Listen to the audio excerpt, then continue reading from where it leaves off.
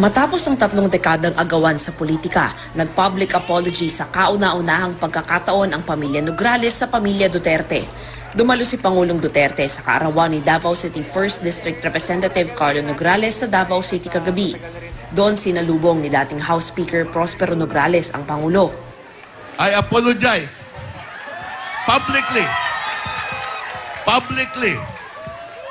2016, from that day forward, giingnan tamo, I told you that the Nograles family will always support and will be loyal to the Duterte family, and we will defend and support the President and go against all his enemies.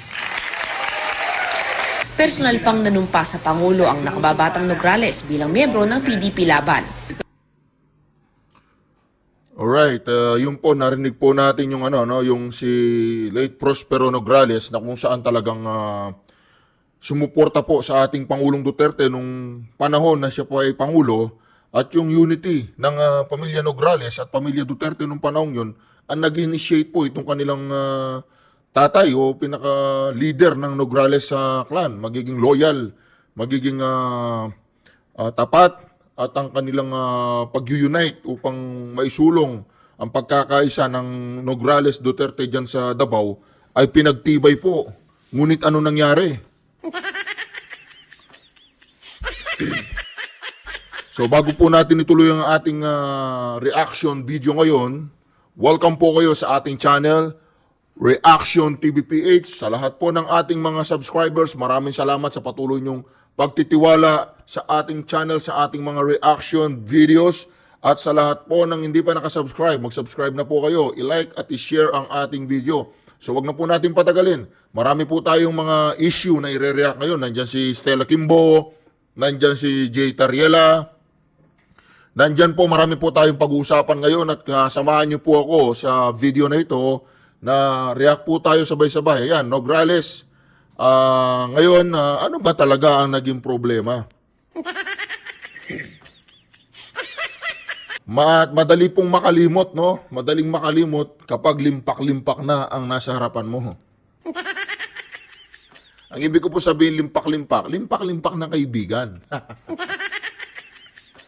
Limpak-limpak na mga moments. Alright. Yan po ay isang paalala lamang sa ating mga kababayang nasa Davao. Mga Davaoenyo, paki-comment po ninyo sa comment section kung kayo ay naniniwala sa kasinungalingan. Paki-comment po sa comment section kung kayo ay kaisa. Kaisa po ng mga, alam nyo na. Marami po kasing nagtatanong ngayon kung bakit nag-iiba ang kulay ng isang tao kapag ito ay nakasuot ng ibang damit.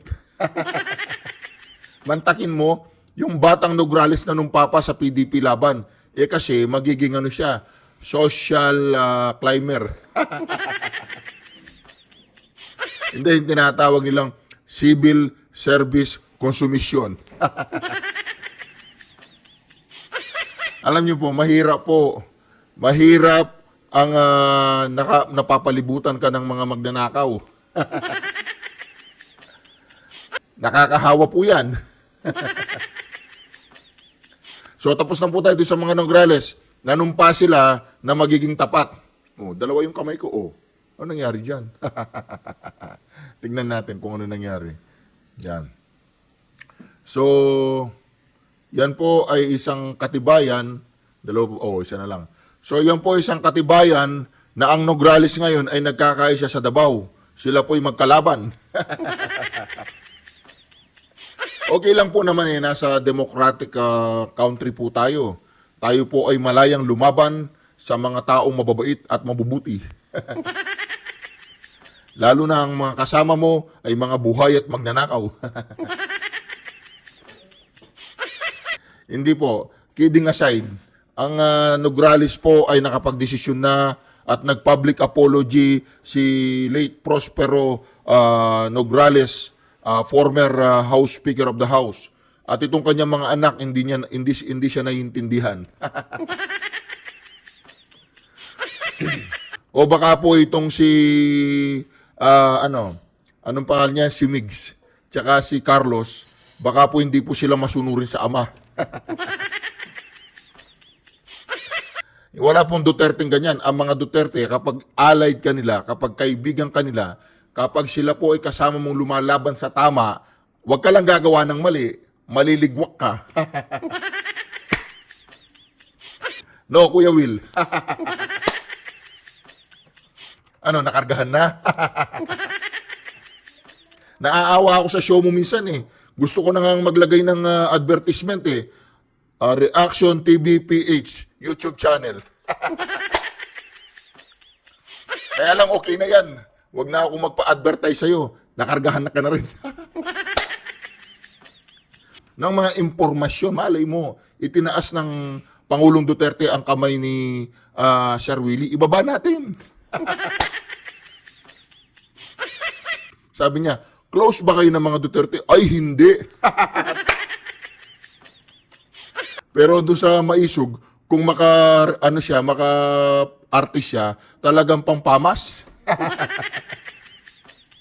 Lahat po ng sasabihin ninyo, Pangulo, ay susundin ko. Ang kausap pala niya, si Marcos Jr., hindi ang Pangulong Duterte. Naka-Bluetooth. Ay, akala ko kausap niya ang Pangulong Duterte. Si Marcos Jr. pala, naka-Bluetooth silang dalawa ni Lisa. Congratulations, Sir Will. Wawawi, you're the best. Sabi niya, katulad ng Itbulaga ni Tito Soto, ay hindi ka katulad ng Itbulaga at hindi ka katulad ng Tito Vic and Joey. Ang mga kayamanan nila, hindi nila pinapakita sa mga tao. Dahil pag pinakita nila sa mga tao, baka makita ng tao.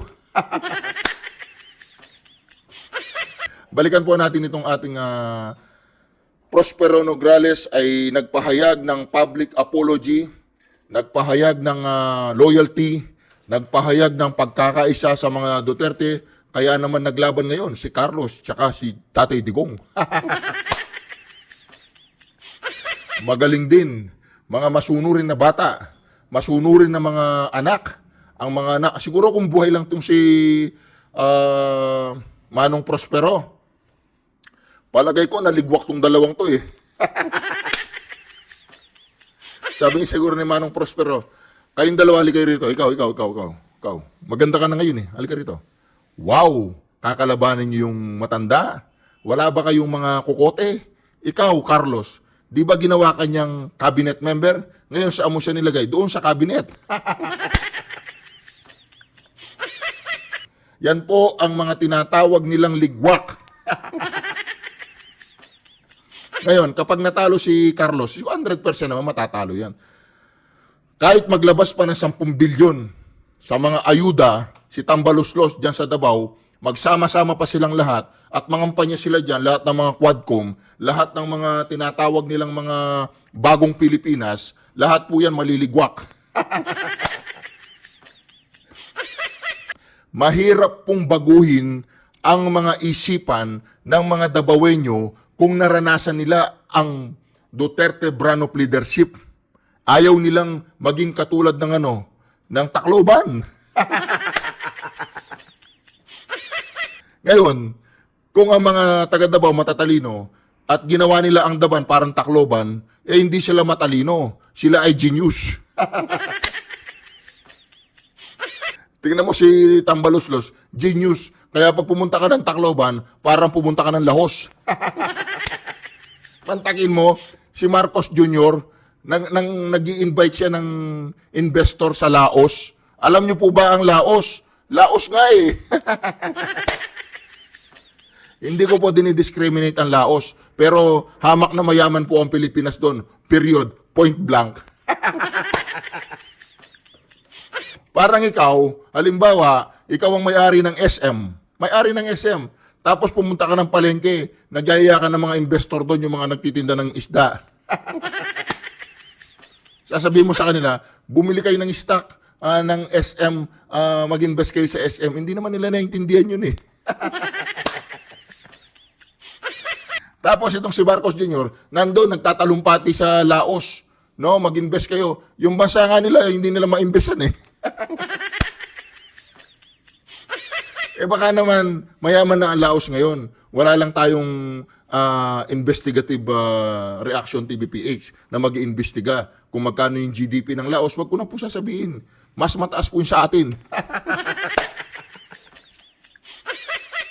O baka naman nananaginip ako kahapon mas mataas yung Laos nung nagsasalita si Marcos Jr. doon. Baka naman ang GDP ng Laos kasing katulad ng Norway. Kasi ang Norway walang utang eh. Wala pong utang ang Norway. Walang utang. Paano magkakautang ang Norway kung mag-produce sila ng crude oil o gasolina eh? Parang Pasig River. Ngayon, balikan po natin itong mga Nograles. Maganda po yung plataforma ni Carlos. Gusto niyo po makita yung plataforma niya? Ito. Saan ba yung plataforma ni Carlos dito? Ito po. Huwag po kayong mainip. Hahanapin ko yung plataforma ni Carlos. Ito. Yan ang plataforma ni Carlos. Ito po. Ay, sandali lang. Hindi ko makikita. Kailangan makita. Yan. Tatanggalan ko po ng sounds. Baka madali tayo. Yan. Yan po ang plataforma ni Carlos. Yan. Nung siya pa ay normal. Ayan, tingnan po natin ha. Yan ang plataforma ni Carlos. Malupit siya. No? Sige. Ang tatay niya, si Prospero, pag nakita siya sumasayaw ng ganito, hindi ko alam kung anong gagawin sa kanya. Ito po, yan.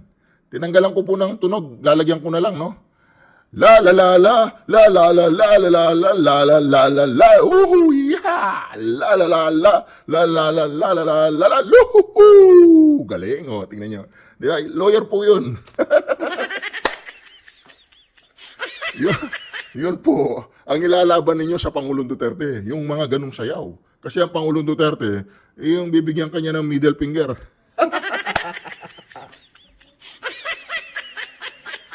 Dito po mga minamahal kong ka-reaction, sana isang araw, pag normal na yung dalawang magkapatid, may masmasan. Kasi hindi sila, mantakin ninyo, palagay ninyo, proud na proud si Prospero sa pinagagawa nila. Sabagay, yung karga, ano yan eh, nakakapagbago ng ano yan eh, yung prinsipyo sa buhay, no, Kuya Will, yung karga. Basta't ako, pag tinaas ang kamay mo ni Pangulong Duterte, ibababa ko. Kasi ano sabi mo, hindi ka close sa kanila, di ba? Pag nakita kita nagipag-close sa kanila, alam nyo na, iano kita, tinatawag doon yung, gano'n, no?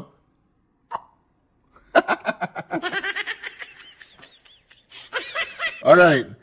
Tapos na po tayo kay Carlos. Ito po, yan, isa pa yan. Oh. Yan, isa pa yan. Ang tawag po dyan, Bitter Layla. Kasi nakita ko po dito sa page ng BOPPH, shout out po sa inyo.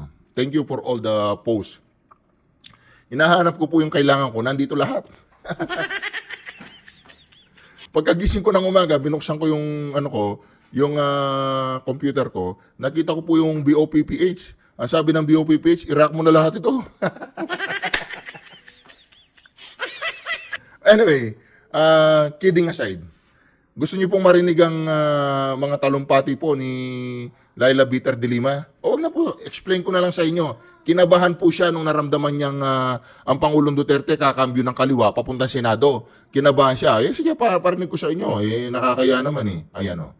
Oh. Ako ng pagka-mayor, ngayon naman sa senatorial naman daw. Napaka-typical of him, no? Ganyan talaga ang style niya. Nang lilito, nang gugulo, nang loloko. Ano ba talaga? Ano ba talaga ang pakay niya? Bakit pa iba-iba ang desisyon niya? Akala ko ba hindi na siya tatakbo, matanda na daw siya, may sakit na rin daw siya. Meron pa nga daw yung sinabi nga nung press con na may cancer daw siya o baka paawa effect na rin yan, kadramahan na naman yan. So hindi natin siya maintindihan, ano? So sometimes nagdududa tayo kung maniniwala tayo sa kanya. Panlilin lang yan eh. Panglito sa taong bayan. At hindi dapat pinaglalaroan ng ating political system, ang ating electoral process, yung ganyang pabago-bago ng isip hanggang last minute. And then hindi pa natin alam yung pinakapakay niya, motibo niya sa mga ganyang galaw na naman niya, mga twists, mga surprising political twist na nanglilito lang, ay paano natin siya mapapagkatiwalaan? Ano ba yan? Is that a sign of desperation? Is that really yung dahil nga nakikita niya na he is also under so much scrutiny, not just sa ICC, kundi mismo sa Kongreso natin, yung mga lumalabas na mga revelasyon sa Quadcom Committee na hindi nga niya hinaharap, yung kanyang mga pananagutan, hindi niya hinaharap, tapos nag-aambisyon siya ngayon. Pero alam mo natin, hintayin na lang natin yung araw na ito kung talagang tutuloy nga niya yan. Pero sa ngayon po, nandito ako para ihayag. Yan po. Yan po ang tinatawag nilang bittersweet symphony. Kasi kinabahan na naman si Madam Bitter Laila de Lima. Shoutout po, Madam Maharlika. Thank you sa sipag mo sa pagkikipaglaban sa katotohanan. No? Ito po, nagkinabahan na naman kasi diyan sila nadali noong 2016 eh. Ang tinatawag diyan, surprise attack. Kaya lang si Tatay Diggs, gusto niya sanang gumawa ng surprise attack eh. Kaya lang considering inaamin naman niya yung kanyang sitwasyon na ang kanyang age, ang kanyang edad, ang kanyang physical power, parang hindi na niya kakayanin sa Senado, pero kailangan na siya magpahinga sa Davao. Hindi naman sa hindi niya kaya naman niya siguro kung talagang kakayanin niya. Kaya lang talagang gusto na niyang bumalik sa Davao dahil doon po ang kanyang parang power. Parang lumalakas siya pag nasa Davao siya. Parang nagiging nare-rejuvenate yung kanyang power doon. Kaya kailangan natin siya doon sa Davao para sa kanyang parang rehabilitation na rin sa kanyang health. Pero itong si Madam Laila de Lima na ang kanyang kaba, ano ba naman yan? Anong tawag doon? Ayan yung parang nanlilito ng madam, nakalaya ka na, kaya okay na yan. Medyo wag mo na siyang pansinin, baka pinansin ka niyan, delikado ka na naman. Kaya madam, mag-concentrate ka na lang kay Kiko, tapos isama mo si Ontiveros para naman i-meeting mo silang dalawa. Pero siguraduhin mo wala si Sharon doon, baka hindi kayo magkakaintindihan. Pero kidding aside, itong si Madam Laila de Lima, dati idol ko to, pumapasok siya sa Bilibid, talagang pasok ng pasok doon, para kala mo talaga astig. Ngayon pala kilala niya lahat yung nandun. Yung mga namumuno doon, kilala niya lahat yung mga namumuno doon. Kasi nga DOJ secretary siya, di ba? Parang si Boying Remula, di ba? Pati yung niya, pagpunta niya ng Timor-Leste, kilala niya lahat yun doon, pero siya hindi siya kilala. Gusto niyang isama si Tebes, kaya lang sabi nung Timor-Leste, close kami ni Tebes. Huwag niyong pakialam si Tebes dito, nananahimik. Ngayon, ito namang balik tayo, napapapunta tayo kay Idol Remula eh. Ano po yan? Mabuting tao po yan. Kaya tingnan mo, kahit anong mangyari, hindi siya mamamatay. Matatag, okay. Madam Laila, unsolicited advice po. Nakalaya na po kayo, no? Okay na yan. Huwag na kayo masyado madaldal. Baka managinip ang Pangulong Duterte, mabuksan na naman yung mga kaso. Anyway, 3 taon lang, Madam Laila. Bata ka pa, 3 taon lang. Paparating si Madam Inday Sara, kaya medyo slow down ka na. Ay, diba? Kidding aside, ayan. Isa pa to. Yan. Isa pa yan. Si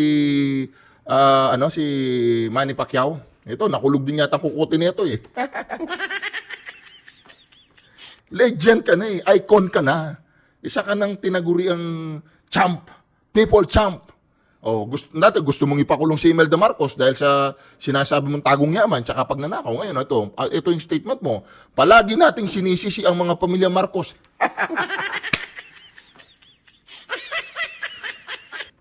Di ba sabi mo, pakukulong mo, tapos pauuli mo si Imelda Marcos? Pagilagay nga yung electric pan, nainitan ako.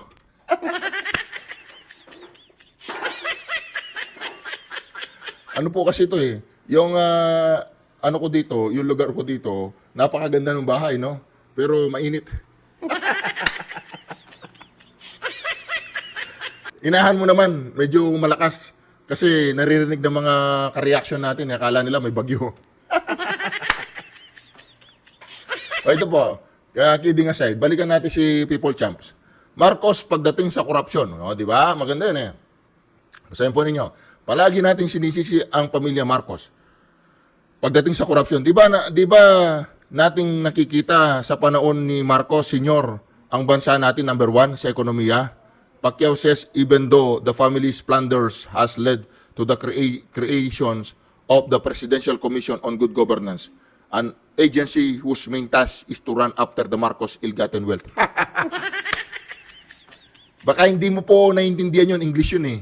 Magnanakaw daw ang mga Marcos eh, sabi ng PCGG. Yung PCGG po, for your information, sabi ng Rapplers, yung PCGG, ginawa ang PCGG para sa mga Marcoses. Parang si Migs Nograles, nung naglagda ng batas si Pulong Duterte na magpa-political test yung presidente. Kunyari lang yun na para sa lahat yun. Ginawa lang ni Pulong yung para kay Marcos Jr. Para itong PCGG, ganun din yun, yung political test. Itong PCGG, political test po yan sa mga bulsa nila. Kaya, Manny Pacquiao, total, bilyonaryo ka na, kung totoo man bilyonaryo ka pa, kasi para nakargahan ka rin eh. Impormasyon. Yung kokote mo, nilagyan ng karga ni Liz Araneta. Kaya kung magsalita ka ngayon, yung dila mo, matalim. Matalim siya. Laban sa mga kalaban ng gobyerno. Anyway, tuloy po natin si Idol Champ. Sino makakalaban mo sa susunod? Idol Champ? Wala? Kaya takbo ka na nga lang ng senador. Oo, sigurado, talo ka na. Anyway, sana po, wag kang masyadong maging paru-paro. Okay ka na dyan, Idol Champ. Kung gusto mong tumakbo ng senador, wag ka nang masyadong magpanggap na magaling. Dahil baka, alam mo na ano ka lang, napapahiya ka lang sa mga tao sa Pilipinas, di ba? Kaya ang unsolicited advice ko sa iyo, Idol Champ, sige, ituloy mo lang yan. Alright, iboto po ninyo yan. Okay, ayan, ay, naku po. Ayan, nagpa-pray-over na po. Yung kayang pari dito nag-pray over sa kanila, hindi hindi binigyan ng script. Hindi kaya sinabi sa pare po ba yan Father, mawalang galang na, ito'y tanong lang. Wala pong personalan ito, reaction lang to. Hindi kaya nilagyan ng script dito ang panalangin ng pare, kaya kailangan wala yung tinatawag na na alam nyo na, pagnanakaw. O kaya yung tinatawag nilang pork barrel.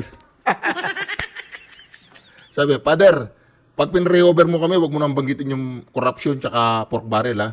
Baka hindi tayo magkasundo dyan. Magbigay na lang kami ng malaking halaga sa simbahan. Pero ang panalangin mo na lang sa amin, sana maging safe kami at lagi kaming healthy. Wag mo namang banggitin lahat yung mga bawal sa gobyerno. Yung na lang, simpleng panalangin na lang. O sige. Ayun, may dalawang envelope, oh. Tigisa silang envelope. Hindi ko alam kung ano laman ng envelope na yan. Baka invitation. Hindi, palagay ko ano po yan. Palagay ko suhol. Ay, hindi suhol. Ang tawag doon yung pagpirma ng candidate. Yung, anong tawag doon yung pagpipirma ka ng candidate? Gusto mo maging candidate, yung pipirmahan mo, basta yun na yun. Nagagasgas pa yung utak ko eh. Alright. Pag-comment po niyo sa comment section kung ano yun. Yan, high five Sa agtang daw be. Siguro nakayuko sila ngayon. Sabi siguro ng dalawang to, ano ito napasok-pasok namin? Okay lang naman. Panalo pa rin ng bulsa. Mga makakapal, ang bulsa. Anyway, siguro dadali nila sa pangalawang buhay yun. Medyo patahimikan na natin ng konti ang dalawang to. Ibig sabihin patahimikan, yung wag na natin sila masyadong pansinin, no? Ito. Yan. Yan si Idol. Ng senador. Mayor na siguro ako ng siyudad ng Davao. Doon ako nag-umpisa at baka doon ako matapos. Kaibigan, hindi ako pwede tumakbo ng senador. Yan Laila de Lima, sinagot na ng Pangulong Duterte ang iyong katanungan. Sabi niya, kaibigan, hindi ako pwedeng tumakbo na senador. Mayor lang, hindi na niya raw kaya yung pagmumukha mo. Hindi, baka doon na rin daw siya magtapos sa kanyang karir bilang isang politiko. Tatay Diggs, isang malaking salud dyan. Ikaw ang leader namin, ikaw ang tinuturing naming sandigan sa katotohanan, sa pagpuprotekta sa amin. Sana nawa ay mamit kita. Palagay ko, magkukulaps ako. Tatay Diggs, pag namit kita, kung alam mo kung ano sasabihin ko sa'yo, siyempre secret yun. Sa akin lang yun, tsaka sa ating dalawa lang yun. Ha? Sa ating dalawa lang yun. Iingi lang ako ng advice sa'yo. Malupit ka. Isa kang tinatawag nilang original na Okage. Hindi, sana mamit ko si Tatay Diggs. Pag namit po kita, Tatay Diggs, isa lang ang sasabihin ko sa inyo. Maraming salamat. Salamat po, Tatay Diggs. Okay. Kaya ikaw, Madam Laila, medyo manahimik ka na. Alright. Tuloy po natin. Yan. Yan po ang tinatawag nilang Hey! Hey! Hey! Malupit po yan. Ang pangalan po niyan, Tambaloslos, kung hindi nyo kilala. Yan po ang tinatawag nilang leader. Leader po yan. Diyan sa may Cámara de Representante Buaya. Yan. Yan po ang ating House Speaker of the House. Speaker of the House. Okay, namigay po siya dyan ng 1 billion pesos. Ganun lang yung 1 billion. Isang araw lang yung pinamigay niya. Diyan sa may Silang Cavite. Ang Vice Presidente, 125 million sa loob ng 11 days, nagrereklamo pa sila. Ganyan po kalupit ang anong tawag dito? Pulboronic Republic. Ay, anyway, iwanan na po natin. Isa pa to. Ito, si Diwata, pabayaan na natin. No? At least, maganda na po ang buhay niya ngayon. Hindi na natin siya iniisip. Hayaan na po natin, pero huwag niyong iboboto yung kanyang party list. Ginagamit lang yan. Real talk lang po. Huwag niyong iboto yun. Yung party list niya, huwag. Ginagamit lang yan. Corruption yun. Ito. Yan, si Stella Kimbo, napag-usapan na po natin yan. Inapakan lang yung 63,764 pesos. Ganyan po kalupit. Pero ang video po na to, talagang para kay Stella Kimbo.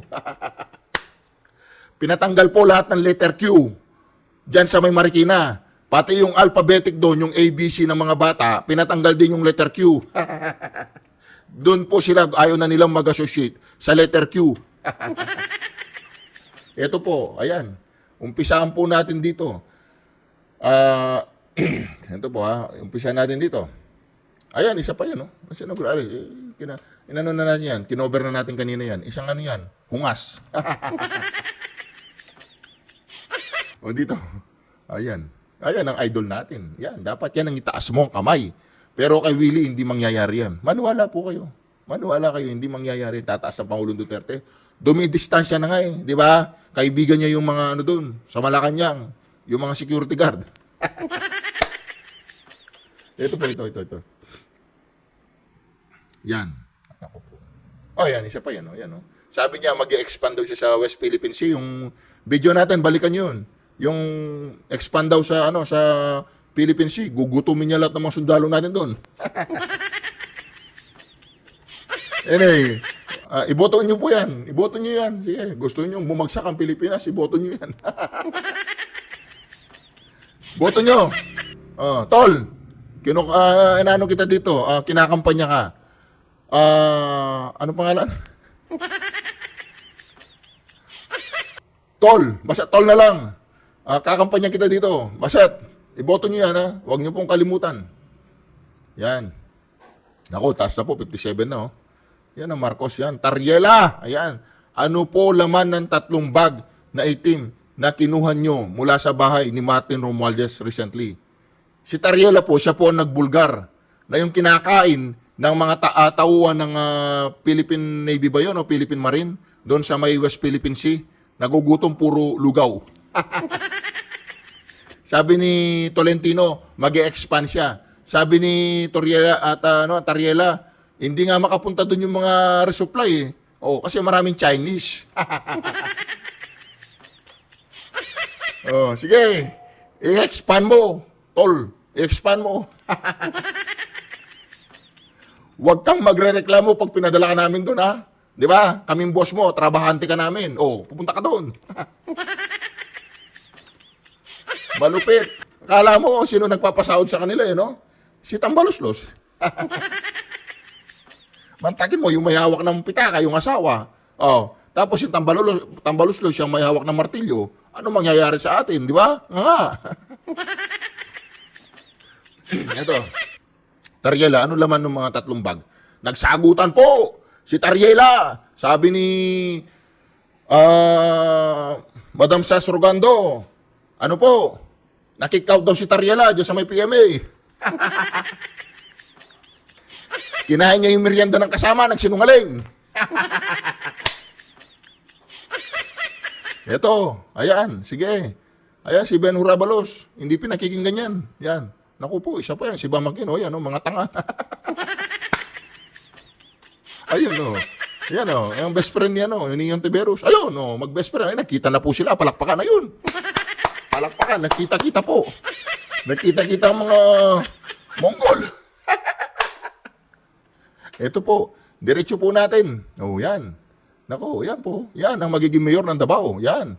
Kapag, pasalamat ka, yung ama mo, kung nakita kang gaganyan-ganyan, talagang chap-chap-chapin ka niya. Imaginin mo yung ama mo, ginagawa yan. Oh, magiging speaker of the house siya. Hindi. Oh, di ba? Yan, sige, Kembot. Ikembot. Sabi ko sa inyo, lalaki yan eh. Oh, Kembot mo, Kembot. Yan. Yan. Oh. Di ba? Sa edad kong ito, hindi ko pa ginawa yan. Yan, oh. Oh, di ba? Malupit. Lalaking lalaki po yan. Huwag kayong magduda.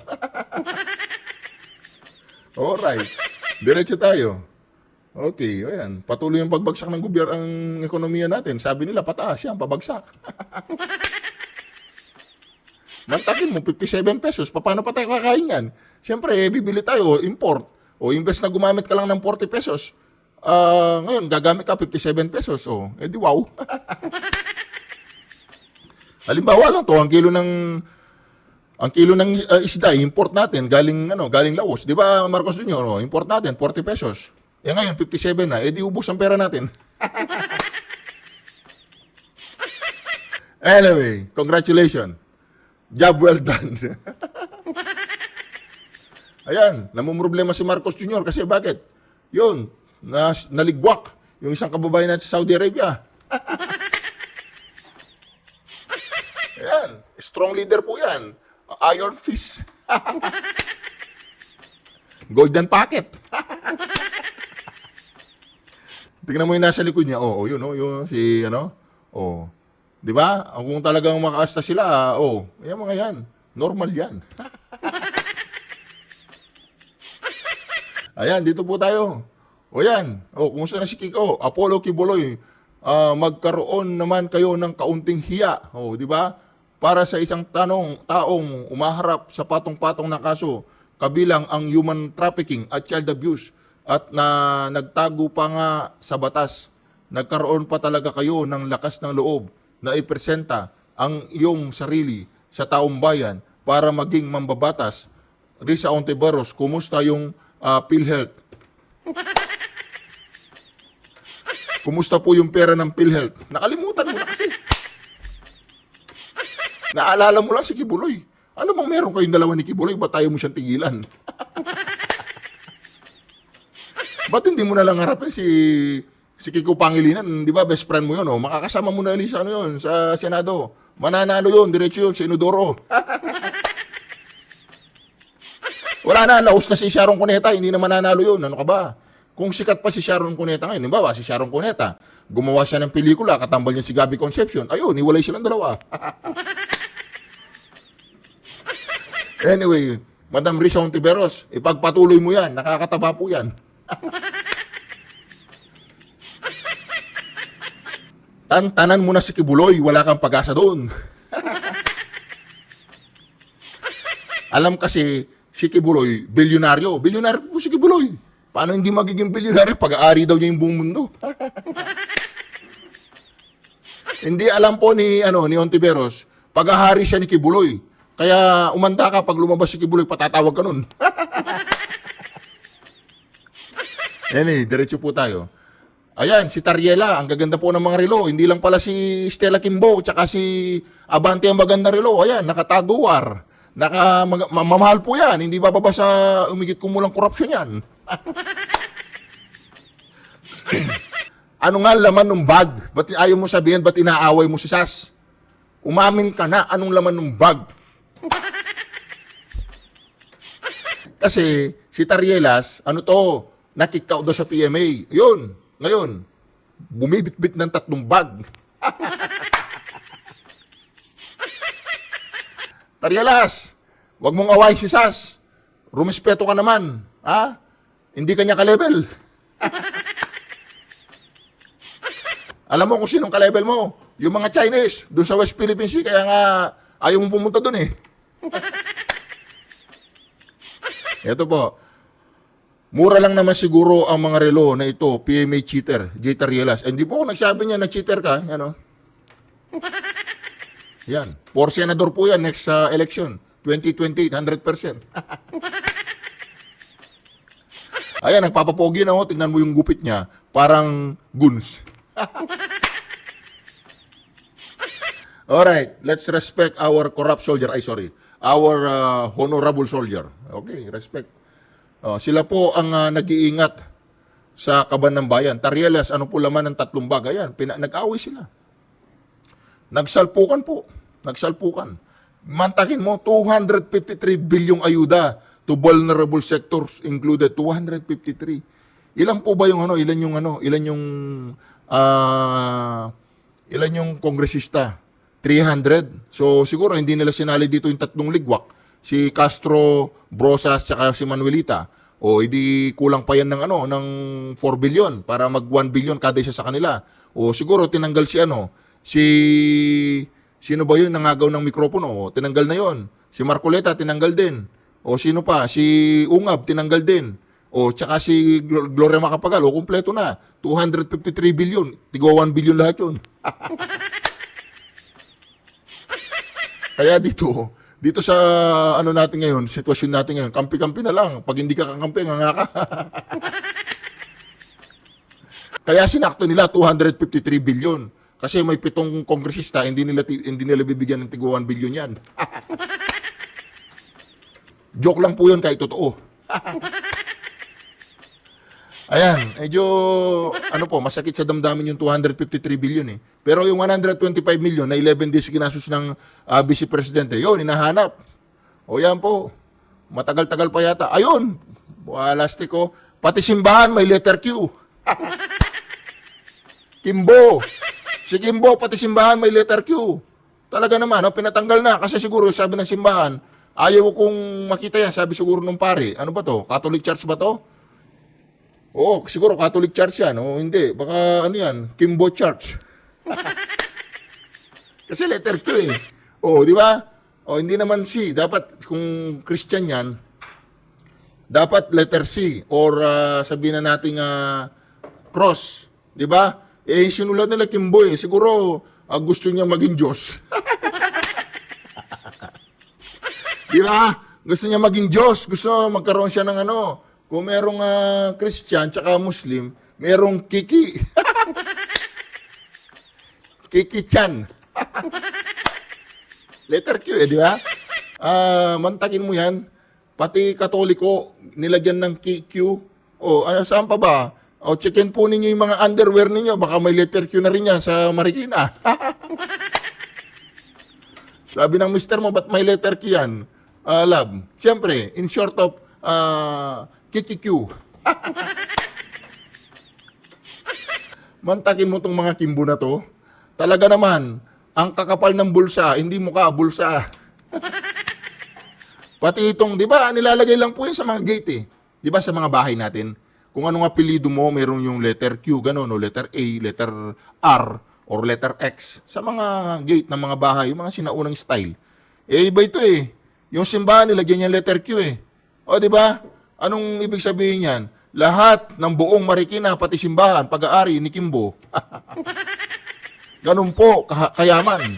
Mantakin mo, nagpagawa siya ng simbahan. Ayun, siguro isang araw, yung leader dito, kung pari man yan o madre, siguro isang araw, nagkakapi siya, napansin niya, may letter Q doon, nagulantang siya. Sasabihin siguro, baka akala nila kay Kimbo to. Tanggalin nyo. Ito'y bahay ng bahay ng, considering, Katoliko sila, ang consider nila dyan, bahay ng Diyos. Hindi, bahay ng magnanakaw daw yan eh. Kasi may letter Q, di ba? Yan, diretso. Naku po, ayan, si Madam, ayun, nagyakapan silang dalawa ni, ayun, Judge who acquitted De Lima, appointed, Sandigan Bayan Justice. Naku po.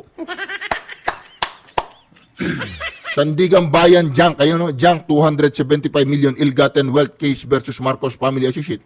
Ano pa ba naman ang expect ninyo? Konti lang yun, 276 million, bakit hindi acquit? Kung nabigyan ng 1 billion yung nakaupo sa at may martilyo. Ayan, sige, linisin nyo na linisin lahat ng mga nakahatang sa inyong mga katarantaduhan. Sige, linis dito, walis, vacuum, lahat. Yan. Ayan pa, ayan, pati eskwelahan, may letter Q. Kimbo, talagang sinakop mo, pag-aari mo ang Marikina, yan. Alam niyo po, yung bagong uupo ditong kongresista, mapapagod yan. Dahil po sa pagtanggal pa lang ng Q, 3 taon yan. Wala siyang gagawin kundi tanggalin lahat ng letter Q sa Marikina. Di ba, alam niyo po, may panukala si hindi ko pa naikwento sa inyo si Estrella Kimbo, may panukala. Yung daw Marikina, papalitan niyo yung K, Mariquina. Kaya mag-ingat-ingat kayo. Yung Marikina, baka yung letter K doon, Q na, checkin po ninyo. Ito, Kimbo, isa kang legendary. Happy World Teachers Day sa lahat po ng ating kakimbo. Yan. Ano nakasulat po dyan? Ang tawag dyan, ang branding Q for Q-watan. Hindi po ako nagsabi niyan. Ayan, Yan. Yan, diretso. Malupit, pati yung patay, nandyan ang pangalan mo, Kimbo.